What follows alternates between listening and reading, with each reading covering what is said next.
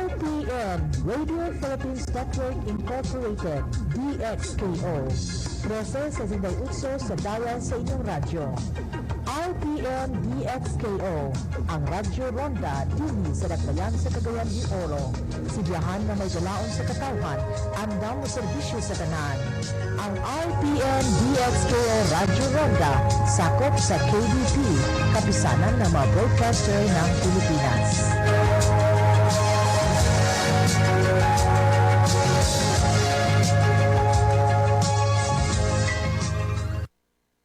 Senator Ping Lacson canceling all his activities in the Ilocos region today. He denied that local politicians tried to deny or block his activities and says he will try to reschedule in the region before the elections.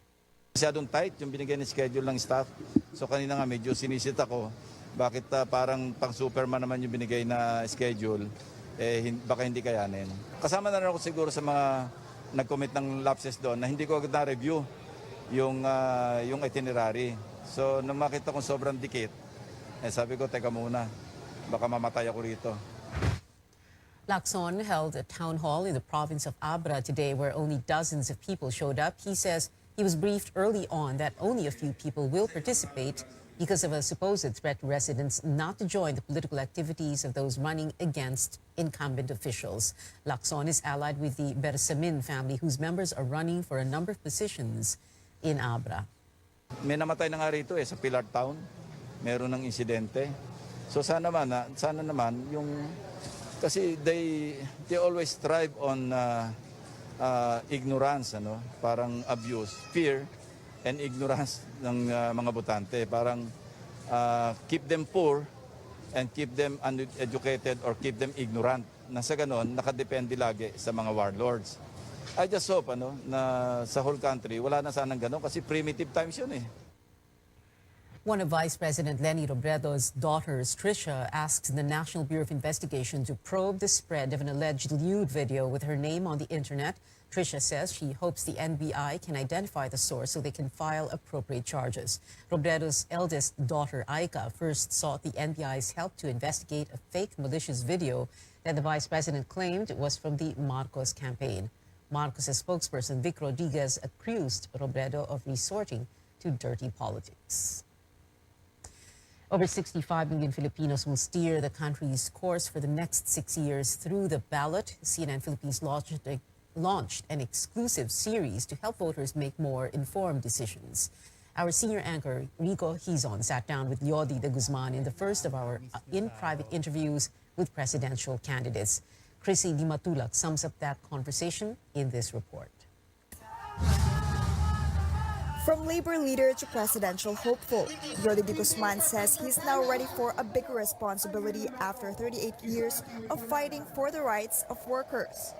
First time ito na tumayo bilang tumakbong presidente ng bansa na galing sa labor. Kaya hindi na tayo maobligang mamili ng lesser evil na tinatawag.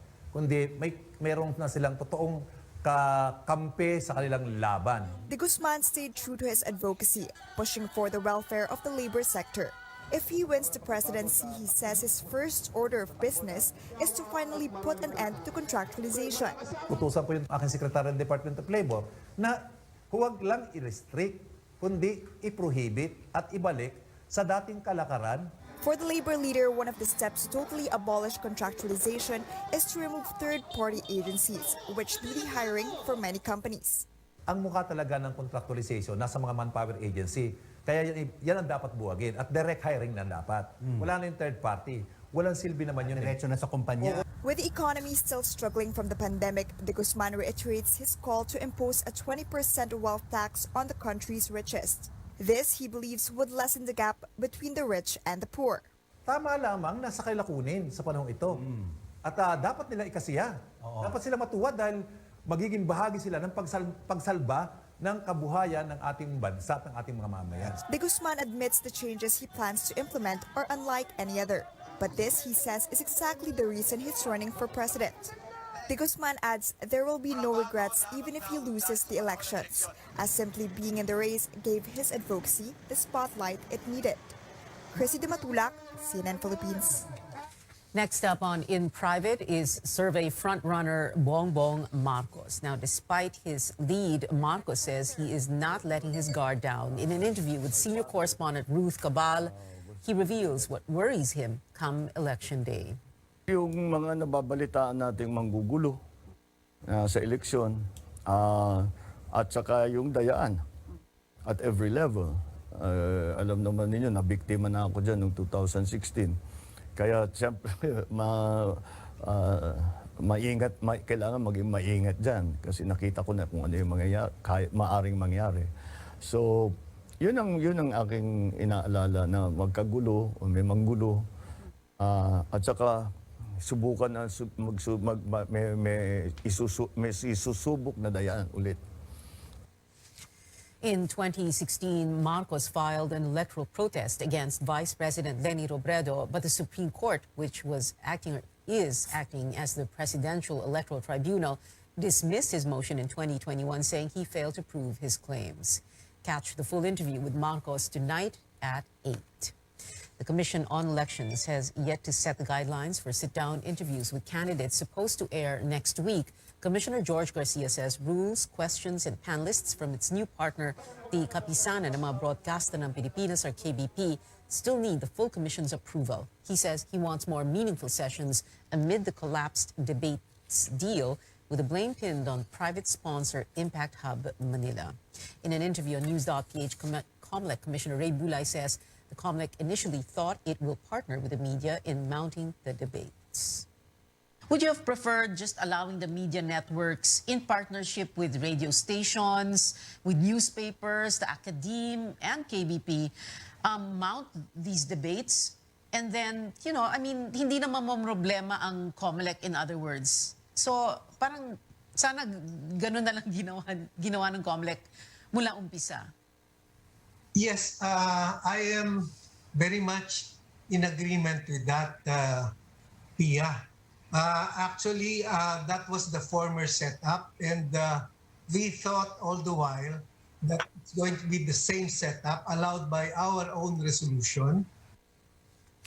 Presidential candidate Yodi de Guzman calls on the COMELEC to reconsider its one-on-one interviews. While he still plans to attend the poll body's upcoming panel interview, he says it will not benefit voters as much as a debate would.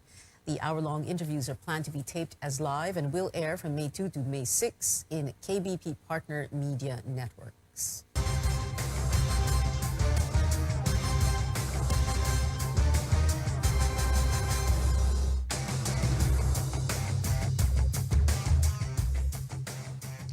The Supreme Court has denied with finality the appeals challenging the constitutionality of the Anti-Terrorism Act. The tribunal said the motions for reconsideration lacked substantial issues and arguments. Lawyer Edre Olalia, representing some of the petitioners, said he hopes that the law will still be struck down or amended, if not repealed altogether, in good time. Malacanang welcoming the decision and considers it both a victory for law-abiding Filipinos and a warning that the country will not serve as a haven for terrorists. In December, the court struck down 2 provisions of the law, including a portion defining what constitutes terrorism for being overboard or overbroad and violative of the freedom of expression. Senator Ping Lacson, one of the authors of the measure, said he is not surprised with the ruling. That's expected, kasi kung walang bagong arguments na doon sa motion for reconsideration, talagang i-deny talaga yon. And I think those are 15 learned and experienced justices, magistrates. So yung action nila, very seldom nire-reverse nila yung sarili nila. The Anti-Terrorism Act has been one of the most challenged laws in recent history, with more than 30 petitions filed against it before the Supreme Court. More stories ahead here on Newsnight. Confusion marring the second COVID-19 booster shot rollout. Our Carolyn Bonkin has this clarification from health officials. Over 80,000 Filipinos scheduled to vote for 3 days beginning tomorrow in advance who are qualified to cast their ballots. Our Melissa Lopez tells us. Stay with CNN Philippines.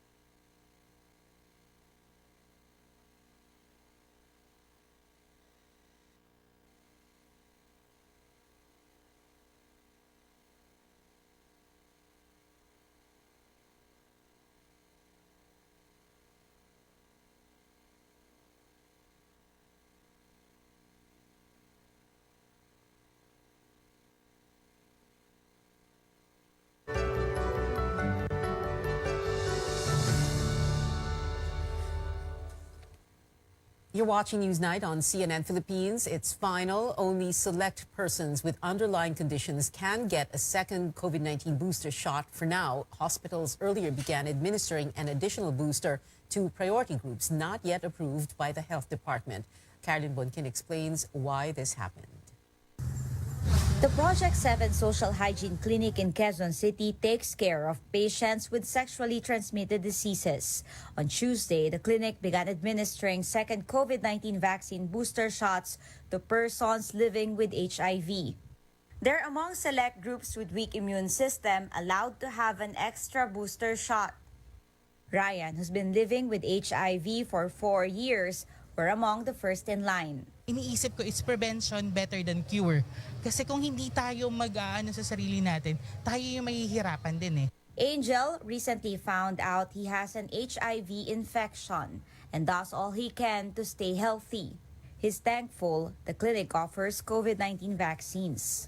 Super laking tulong po kasi nahirapan po ako magpa-schedule ng bakuna ko, and then sila na po nag-proactive na magpabakuna ka. Yung risk kasi of COVID among this cohort o itong mga grupo ng mga pasyenteng ito, napakamataas.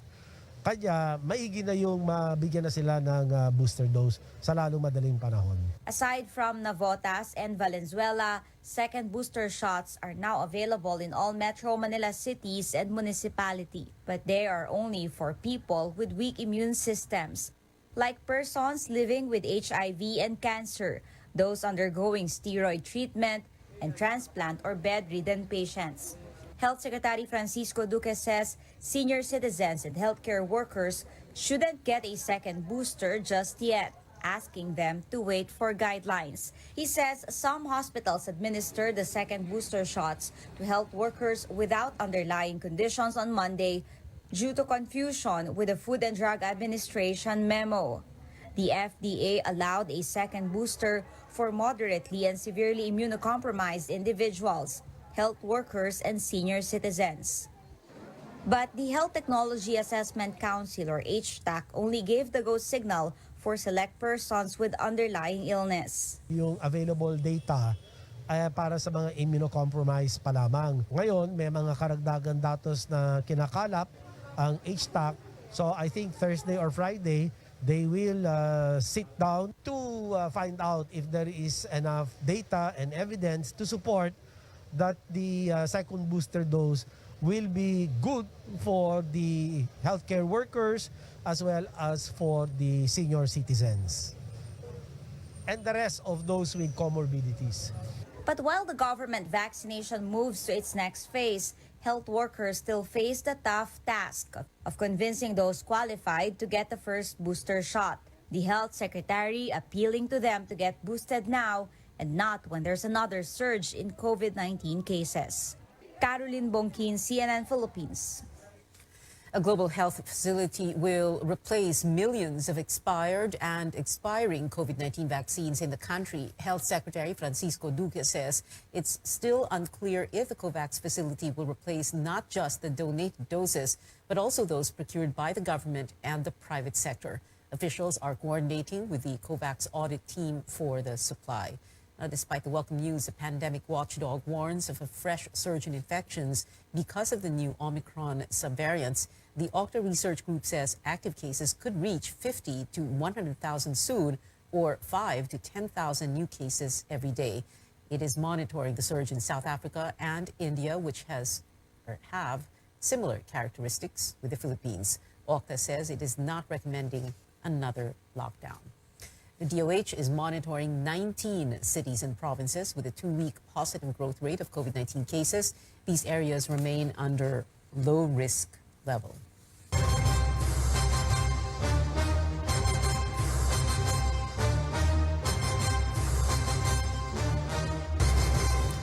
COMELEC places more areas under its control amid threats of election-related violence in the run-up to May 9.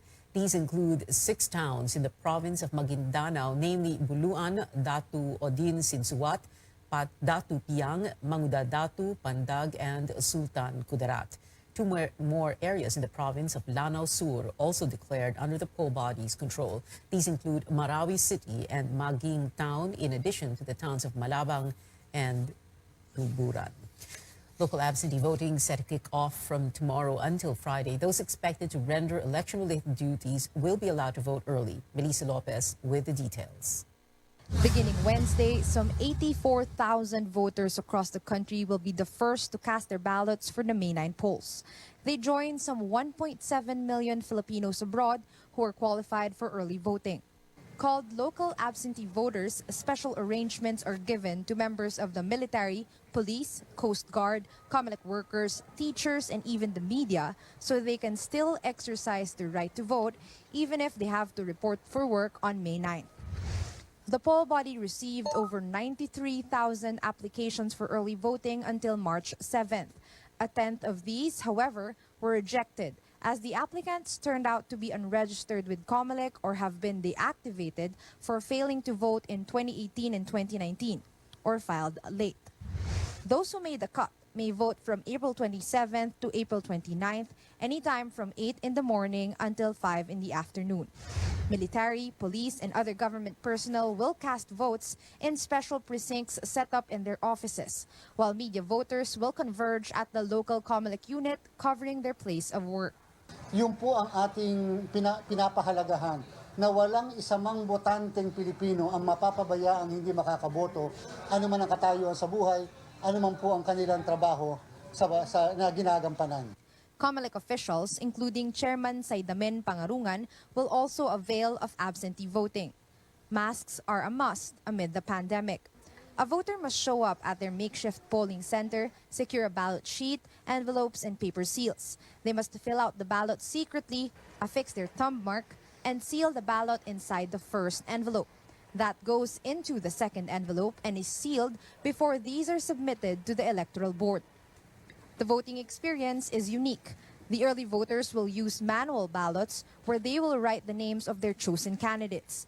They're also limited to voting for national posts, president, vice president, 12 senators, and one party list group. Accomplished ballots will be secured in ballot boxes and will be opened after voting centers close on May 9th. Canvassing will be held at the Palacio del Gobernador, with each vote read out and tallied by COMELEC personnel before an audience of poll watchers.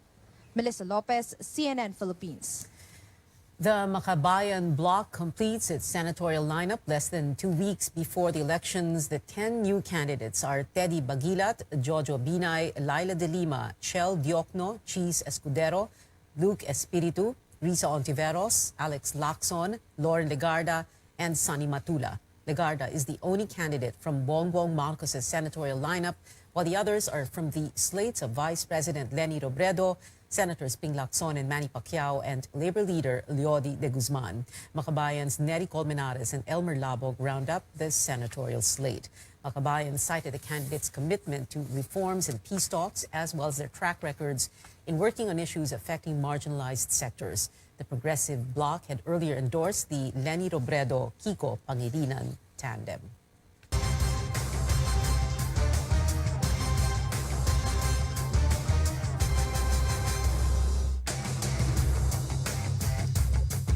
Up next on Newsnight, one UAAP basketball team inches closer to a Final Four ticket, while another now has a twice-to-beat edge. You're watching CNN Philippines.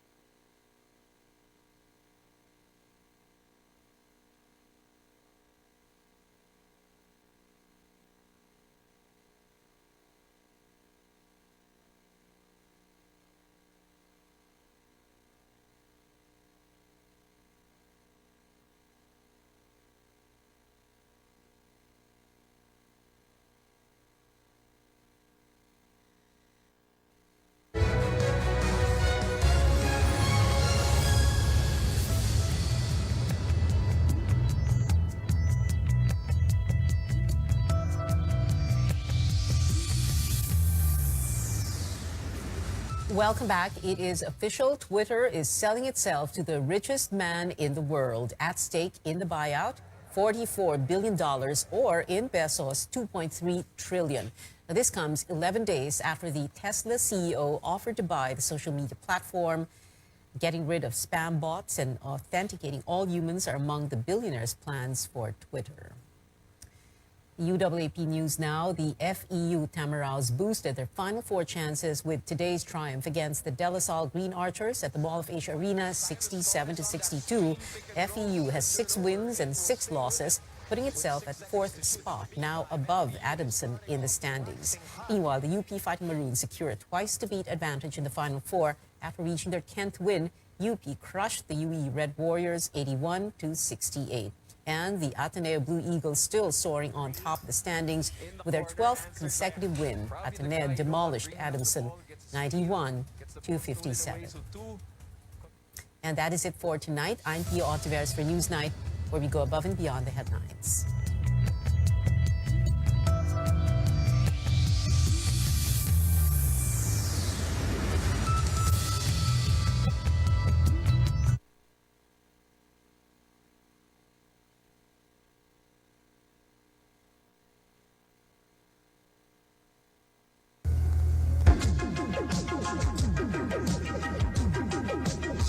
RPN, Radio Philippines Network Incorporated, DXKO. Presses as inday utso sa bayan sa inyong radyo. RPN DXKO, ang Radyo Ronda dili sa Dakbayan sa Cagayan de Oro. Sibiyahan na may galaon sa katawhan, andam mo serbisyo sa tanan. Ang RPN DXKO Radyo Ronda sakop sa KBP, kapisanan ng mga broadcaster ng Pilipinas.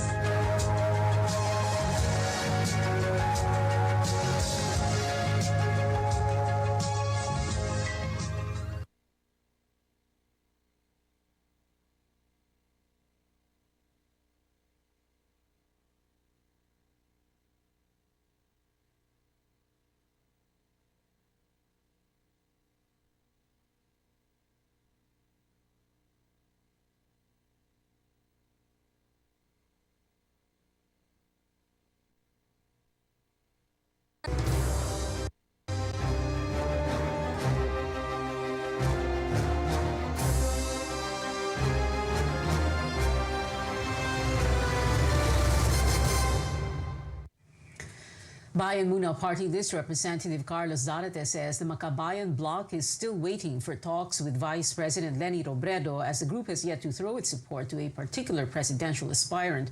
Zarate says the Makabayan bloc's processes should be respected, as he denied former Senator Antonio Trillanes' claim that the group does not support Robredo's bid. He says all groups under the Makabayan coalition should be consulted before it decides on who to support in the upcoming polls. Zarate adds the coalition is also in talks with Senator Manny Pacquiao and Manila Mayor Isko Moreno, who are also both running for president. Makabayan bloc senatorial bet Nery Colmenares trended on social media recently as netizens call for his inclusion in Robredo's senatorial slate. Joining us now is the former Makabayan Party List Representative Nery Colmenares. Attorney Nery, magandang gabi po sa inyo. So parang there are two issues here, yung ang inclusion or non-inclusion po ninyo so far sa slate ni Vice President Leni Robredo at ni Senator Kiko Pangilinan, senatorial slate by the way, and the non-declaration or ang Makabayan hindi pa rin pumipili na kung sino ang kanilang or inyong presidential bet. But let's first begin with this, sir, yung unang issue doon. For some reason, kumbaga para bang people don't want the left to forget its past, no? So we've seen several of Leni Robredo's supporters point out on social media that in 1986, for example, nag-boycott pa kayo ng eleksyon. Hindi po kayo sumama doon sa opposition that had the unified slate of Cory Aquino and Doy Laurel as president and VP.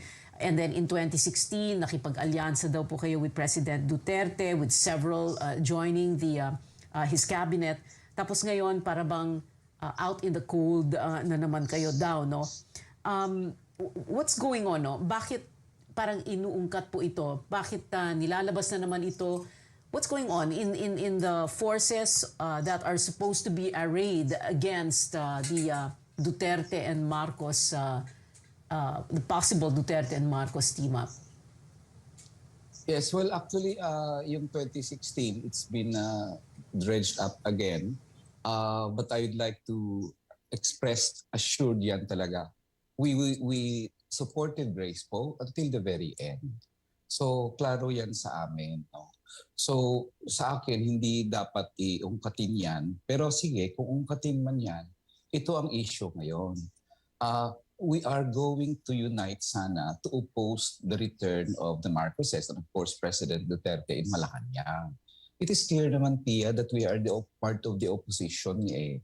So I hope na makilala naman ng lahat yan.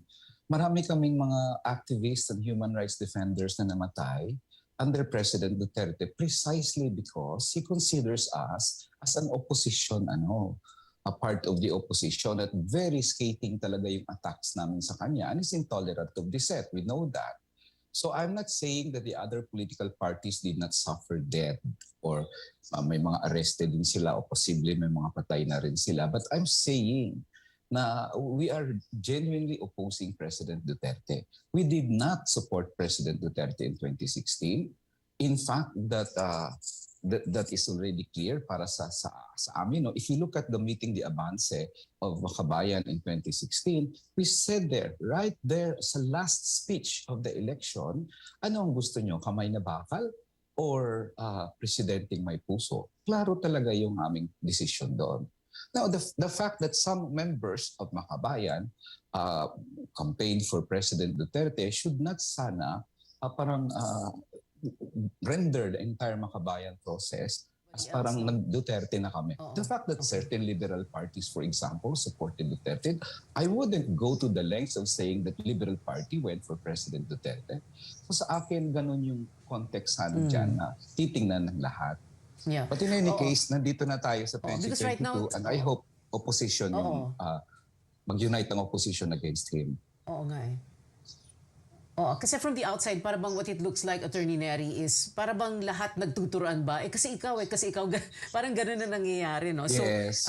You know, I wanted to ask you, in your estimation, no, what do you think really is getting in the way of uniting or unifying the opposition against a possible Duterte Marcos? Kasi yun ang, para bang yun ang common, ano? Yun ang sinasabi ng apat na grupo eh. So, if you were to say it in one word, Attorney Neri, ano po ba? What is getting in the way of unity? Yeah, mahirap sa one word, Pia, di ba? Kasi there are various reasons there, I guess. Hindi mo pwedeng i-sum up. Yeah. Pero is it uphill? For a long period of time, Duterte was so very effective in intimidating everybody. Kaya hindi talaga nakabangon ng opposition for a long time eh. Control niya mga LGUs, intimidated yung mga checks and balance institutions, nanghuhuli, may patayan, gano'n. Now, the good thing there is there are efforts to unify the opposition. And the other good thing is nagdi-disintegrate ang Duterte Alliance. May giyera ang Hugpong, may giyera with PDP Laban, may giyera within PDP Laban, ang pro-US at pro-China naglalaban within the Duterte camp. Many of their subalterns are now transferring to other candidates. Yeah. I guess that's the positive side there also, other than the fact that we're still trying to unify the opposition after all these months. Yeah, okay. Well, you're pointing to two, well, in a way, sir, external factors, because the disintegration, like you said, of the Duterte alliances with so many groups, and then the Duterte administration going after going after all these critics of his, no? But what is it within? Kasi syempre may external at may internal din Yes. Ano po ba yung problema? May internal There is something within itong apat na grupo, pati yung sa inyo, that is preventing this. What is it? Well, President Leni Robredo tried to talk to the other opposition candidates at siguro na nalaman niya kung ano ang dahilan dito. Para sa akin talaga yung mayroong sigurong dahil walang history ng cooperation, yung all the opposition all those candidates running against the Duterte candidate, syempre there is the need to magpakilanlanan sila, and I hope magkakaroon ng trust basis din among themselves. Now, mga supporters, I mean, you cannot control your supporters. But ang palagi kong sinasabi, ang mga candidates themselves, they should not be swayed by the voices sa social media. If they want to unite, they should do that. Is that possible still? Well, it's more difficult now. Nagsasagutan na yung mga presidential candidates. But I would like to think na sana somewhere along the way, they will realize that only one of them can win. And only one of them can, if therefore, they should support the other who can win. Diba?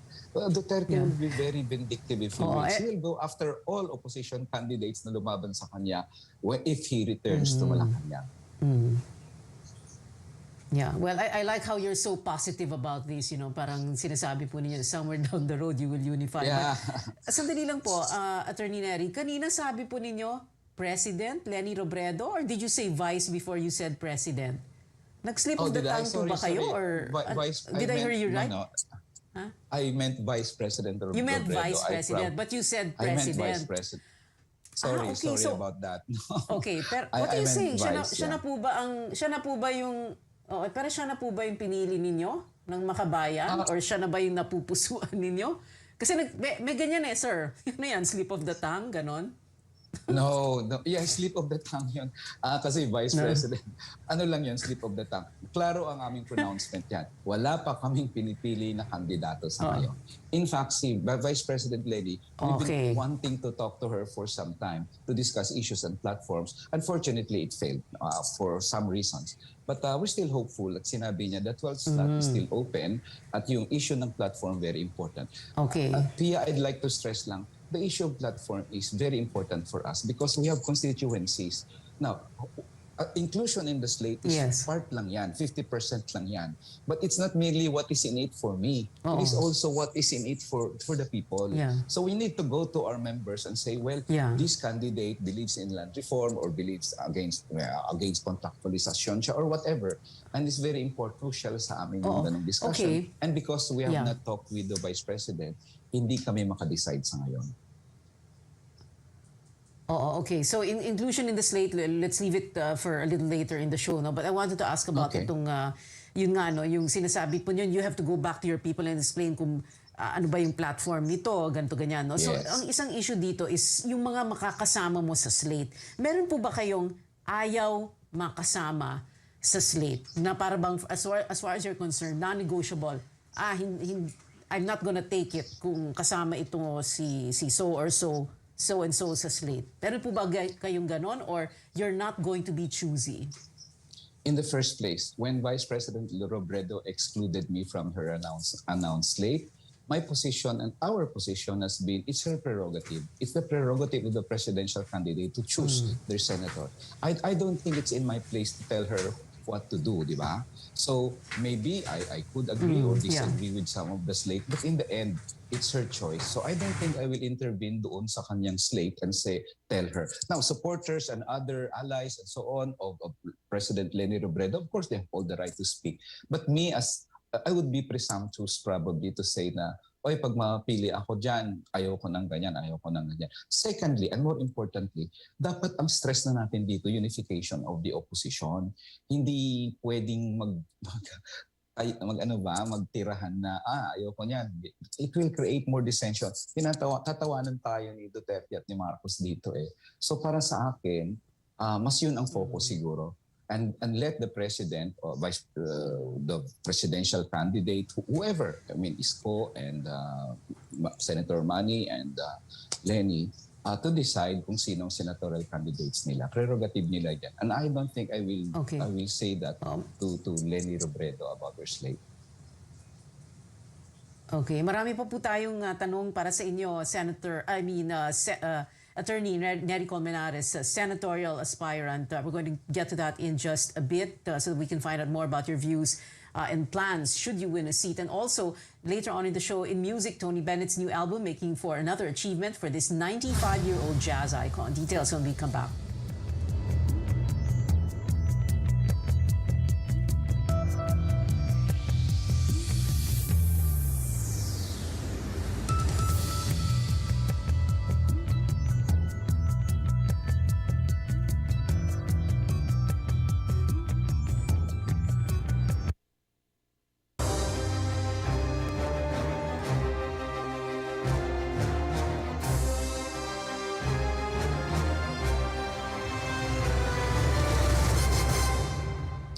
Welcome back to CNN Philippines. Still with us is Makabayan senatorial aspirant Neri Colmenares. Attorney Neri, there are a few candidates on the slate of VP Leni Robredo who have, to say it very mildly, have reservations about you. What do you think of that? For example, Sani Trillanes. Well, when we were informed by the camp of Vice President Leni Robredo about more than 2 weeks ago that there were objections, and we were informed it was Senator Trillanes. I didn't raise it. We didn't raise it any time. Even after her exclusion of me in her announcement 2-3 days ago, when I said, it's her prerogative, I didn't mention about the objections because I had no intention, really, Pia, of diverting the issue towards that. Or anybody in the senatorial slate probably would have all the right to say no or yes to that one, and it's up for the Vice President to decide. Now, so sa akin, ang unity ng opposition is more important now, and that is the prerogative of the Vice President again, if she listens to the part of her senatorial slate or not. If she listens, then again, wala naman ako magawa doon, di ba? But if she believes in that the Makabayan can help, our national machinery can help, our 3.5 million voter base can help, our poll watchers can help, our social media warriors can help, then so be it. Then we will be very happy. What is clear, we want to defeat Duterte and Marcos here. So whether we're part of any slate or not, we will pursue this endeavor to make sure that they are not in Malacanang in 2022. So you're willing to set aside all these differences. I mean, I can't help but say, it sounds so refreshing. It sounds so strange to hear you talk this way. Although you've always had this very malumanay tone of voice.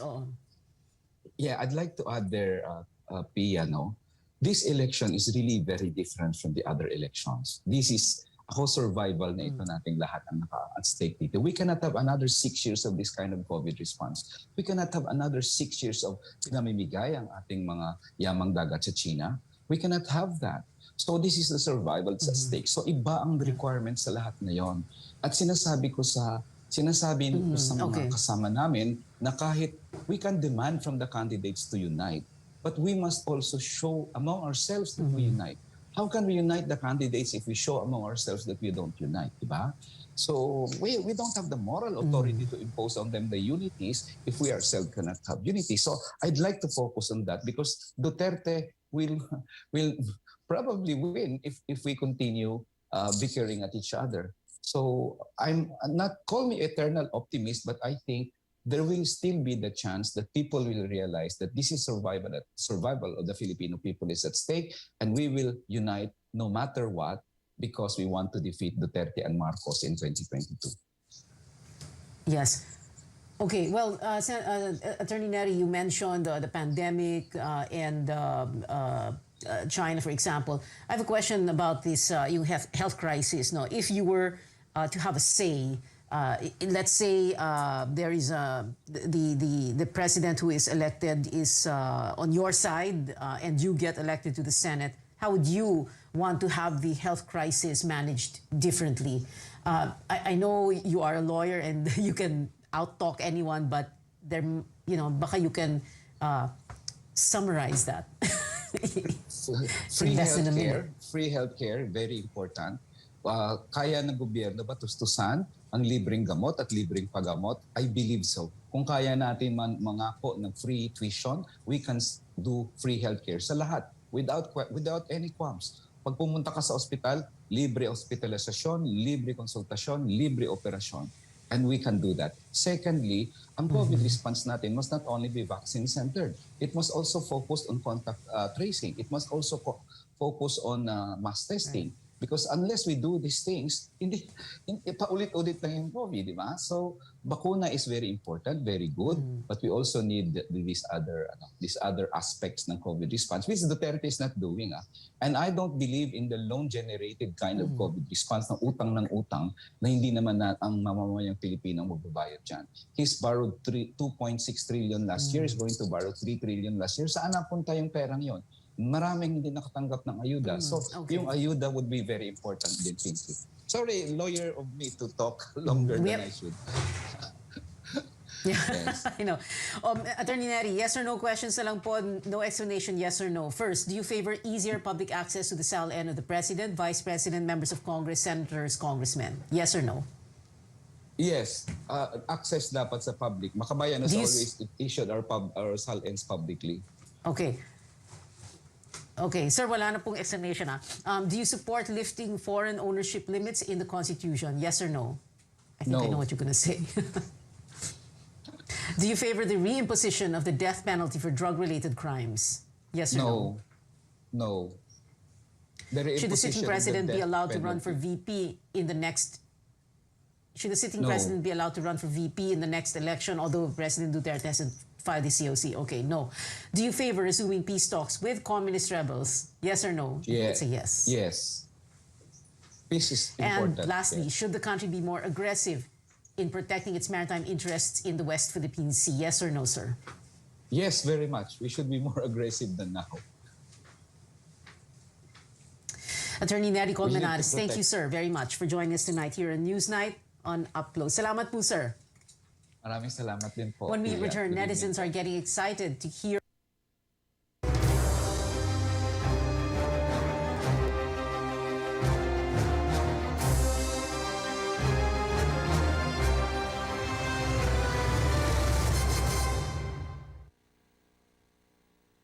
this. Representative Carlos Zarate says the Makabayan bloc is still